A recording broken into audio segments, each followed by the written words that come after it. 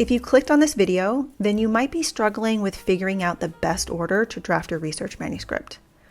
You might be just starting to write and not sure where to begin. Or maybe you have bits and pieces drafted, but you don't know what order to piece them together. Or maybe you have an order that you've been using for years, but you wonder if there is a better or faster way. I know that feeling. When I was in graduate school, I didn't get formal training on how to write a manuscript. And I know that's the case for many researchers and even professional writers. I was fortunate to have an invested mentor, but even he crafted manuscripts in an order that was not optimal. And after writing and editing hundreds of research manuscripts for more than a decade, I now have an optimized order for drafting the main sections of a research manuscript that save me time and energy. And that's what I'm going to share with you today. My 10-step process for writing the main sections of a research manuscript. And if we haven't met, hello. My name is Crystal. I'm a trained biomedical scientist turned clinical researcher and now scientific and medical editor. Since 2011, I've collaborated with researchers to help them publish in high-impact journals and secure federal and foundation funding. And I've trained thousands of researchers and other professional writers all over the world to equip them with the principles, resources, and systems that they need to write well. And since 2021, I've been running my signature course, Scientific Writing Simplified, in the Redwood Ink Academy, where hundreds of researchers and professional writers have taken my courses to hone their writing skills with lots of incredible success stories. If you'd like to check out the Academy, there's more details in the video description. So before we get into the best order to draft the sections of a research manuscript, what is the typical structure of an original research manuscript? Most scientific and medical journals use what's known as the IMRaD structure, which stands for Introduction, Methods, Results, and Discussion. In the introduction, you share the background and aim of your study. In the methods, you share how you conducted the study.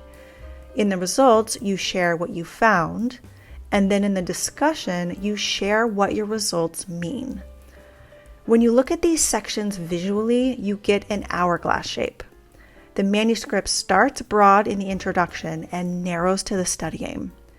Then the middle part of the hourglass, or waist, is the methods and results. And then the manuscript widens back out in the discussion with the conclusions at the end. Now, this structure presents a logical flow of ideas for your reader to read. But following this structure is not the easiest way for you to write. Starting with the introduction without a clear direction of the elements of the story in your manuscript only result in frustration, confusion, overwhelm, and often more rewrites, which means spending more time and energy. It's a little like setting a goal without knowing where you are going or creating a clear plan to get there. Rather than have a clear path to accomplish that goal, you'll likely have to change course or backtrack often, which just creates more work for you. But I have a systematic process that I've used and taught for the past decade that will help you write the sections of your manuscript faster and easier. This process breaks down the IMRaD structure into smaller pieces to make them easier to tackle, just like setting smaller milestones to reach a goal. And this process will help you craft sections in an optimized order that will build logically and give you momentum at the start to motivate you to keep going. The first step is to prepare your data. These are your tables, figures, and figure legends. These are the foundation or core of the story in your manuscript, so you need to start here to lay the groundwork for the rest of the paper. Start by storyboarding your tables and figures to choose the most logical order to tell the story. This order may be a different order from the order you carried out the experiments, and that's okay. And this also may mean that not all figures will support the story, and they will not make it into the paper. That's okay too. They were important for you to get the paper to where it is now, and you can save those data to use in something else, like another paper, a presentation, or even a micro publication. Once you have the order figured out, If you have a lot of figures, you may want to group them into figures with several panels so that you can create themes or scenes for your story. And then you can draft your figure legends, because where you place the panels and figures will determine what goes in a particular figure legend and where. The second step is to define the message or the central message of the paper. Look at your data and figure out the one key message or take-home message that you want readers to remember after reading your paper. Ideally, this message should be only one short sentence and not a list or collection of smaller messages. After you do this, review the data again and take out anything that doesn't support that central message. The third step is to write the study aim. The aim most often looks like the study question or objective, and sometimes your hypothesis at the end of the introduction. You're not going to write the entire introduction at this step, only the aim. This aim is important to do at this step because everything in the paper points to this aim.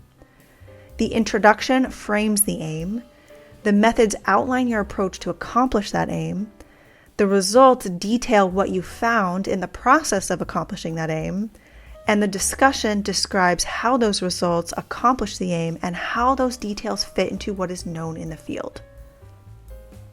Now, the fourth step is to write the results.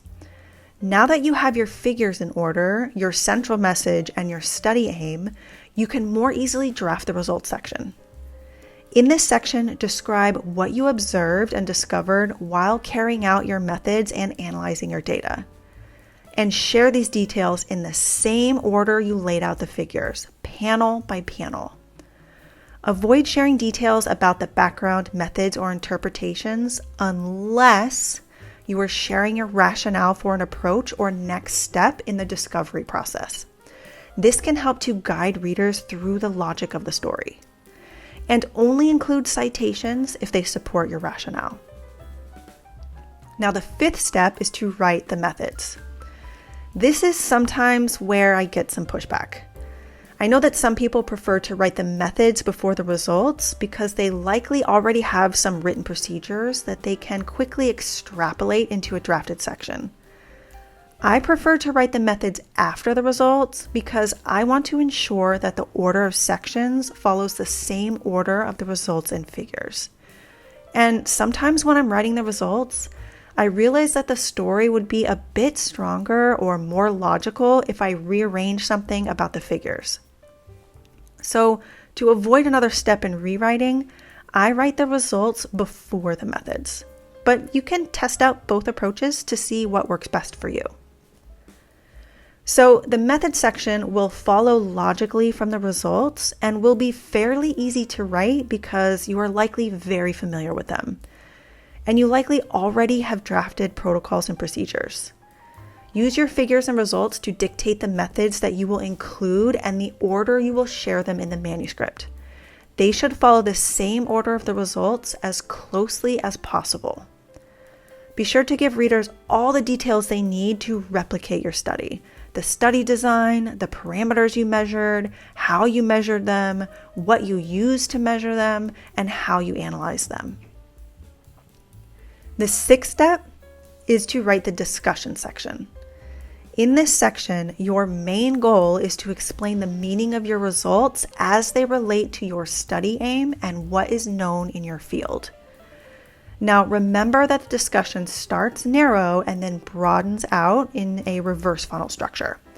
So you want to begin this section by reminding readers of your aim, summarizing or synthesizing your most important findings, and then stating how those findings accomplish the aim.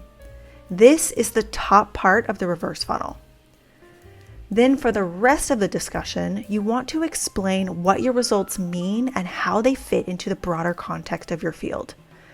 How does your study add to the current knowledge? How are your results consistent with or not consistent with other studies? What are the strengths and limitations of your study? And what might be some future directions related to your study? I'm not going to go into detail answering these questions in this video, but I am planning a future video that dives into the essential elements of a discussion section. Be sure to subscribe so you're the first to know when I publish that video. Now, the 7th step is to write the rest of the introduction. Now, you might be wondering why you want to wait to write the introduction until so late in the process, because I know that many authors start with the introduction. You want to wait until after you write the results and discussion because what information you share in those sections will dictate what you need to introduce in the introduction. So at this step, you want to read through the results and discussion to list every topic you mention, such as gene or protein names, cell signaling pathways, drugs, diseases, etc. Then you can look at that list to figure out what you need to introduce readers to in the introduction section. Then you want to organize that information in a funnel structure that starts broad and narrows down to the study aim. This creates the top part of the hourglass shape. The most common way to organize that information is to give readers context and describe the significance of the larger problem your study aims to address or help address. Then describe the rationale and relevance of your study so that readers understand the need or gap that your study aims to fill. Then end with the study aim that you drafted earlier in this process. The 8th step is to write the conclusions, which may be the last paragraph of your discussion or a separate section depending on the journal you plan to submit to. In this section, you want to describe the broader significance of your study by sharing your central message. You'll also want to share how your study helps to advance the field by filling a gap in knowledge, meeting a specific need, or basically helping to address the larger problem that you framed in the introduction. The 9th step is to write the abstract. The abstract is the second most important part of a manuscript because next to the title, it is the first thing that readers will read before deciding whether to read the whole paper. I like to call it the movie trailer for your study because you use it to entice people to read your paper. Now, here's where I also get a little pushback.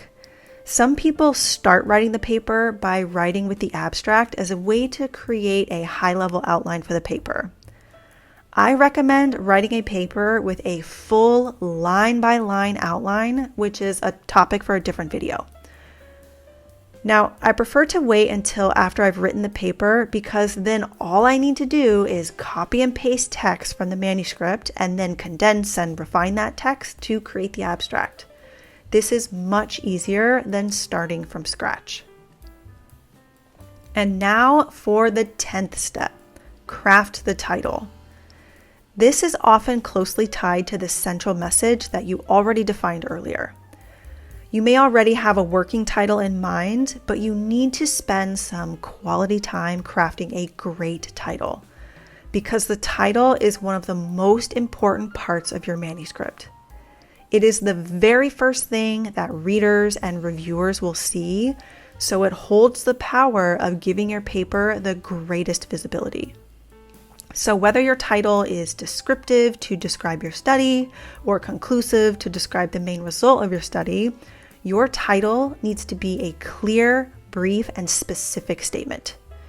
This statement should contain keywords that describe the topic of your article, emphasize the most important part of your study, include impact words that show the significance of your study, and in many cases, particularly in clinical studies, state the study type. So that's my systematic process: data, message, aim, results, methods, discussion, introduction, conclusions, abstract, and title. This 10-step process will help you craft the main sections of an original research manuscript much easier and faster than writing it by starting with the introduction or abstract. And if you'd like a template to help you draft the sections of a manuscript, you can find a link in the description box that will take you to a downloadable Word document. The template has built-in styles that you can easily adjust for any journal. And it contains additional tips and links to resources that I've created to help you draft each section. But I'm curious, What is your process for writing a manuscript? Let me know in the comments. And if you like this video, you might also like this one about how to choose a journal to submit your manuscript to. And if there's something else you'd like to learn more about, let me know in the comments. I create these videos for you, so I want to make sure I'm creating something that you will find valuable. Thank you so much for watching. Have a wonderful day, and I'll see you in the next video.